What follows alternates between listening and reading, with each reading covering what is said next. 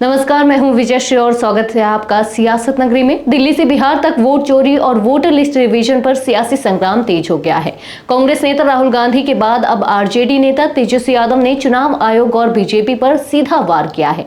तेजस्वी का दावा है कि बीजेपी समर्थकों के नाम पर एक ही विधानसभा में दो वोटर आईडी बनाकर फर्जी वोट जोड़े जा रहे हैं और ये सब चुनाव आयोग की मिली भगत से हो रहा है। तेजस्वी ने मुजफ्फरपुर की मेयर और बीजेपी नेत्री निर्मला देवी का उदाहरण देते हुए कहा, इनके पास 2 एपिक नंबर हैं।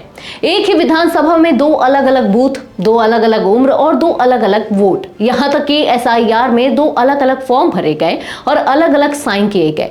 तेजस्वी के निशाने पर निर्मला देवी ही नहीं बल्कि उनके 2 देवर मनोज कुमार और दिलीप कुमार भी हैं। आरोप है कि इनके पास भी 2 एपिक कार्ड और 2 वोट है। तेजस्वी का सवाल है कि अगर एक ही घर के लोगों के लिए चुनाव आयोग ऐसा कर सकता है तो फिर यह संस्थान किसके लिए काम कर रहा है।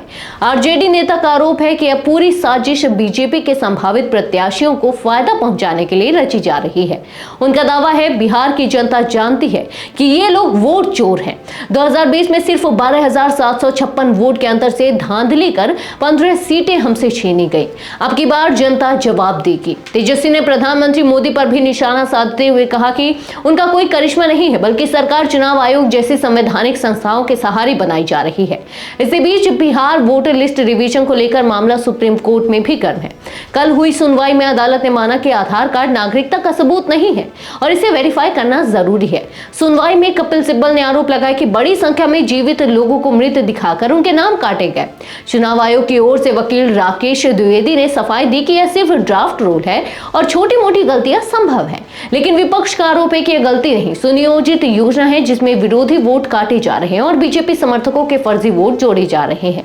बिहार की सियासत में अब सवाल यह है, क्या वोट चोरी रोकने के लिए कार्रवाई होगी या जनता का भरोसा एक बार फिर चुराया जाएगा। आज के लिए बस इतना ही। अगर आपके इलाके में कोई समस्या है तो आप चुप मत रहिए, अपनी शिकायत हमें भेजिए। सियासत नगरी आपकी आवाज को मंच देगा और जवाबदेही तय करेगा, क्योंकि अब हर सवाल होगा सीधा सत्ता से।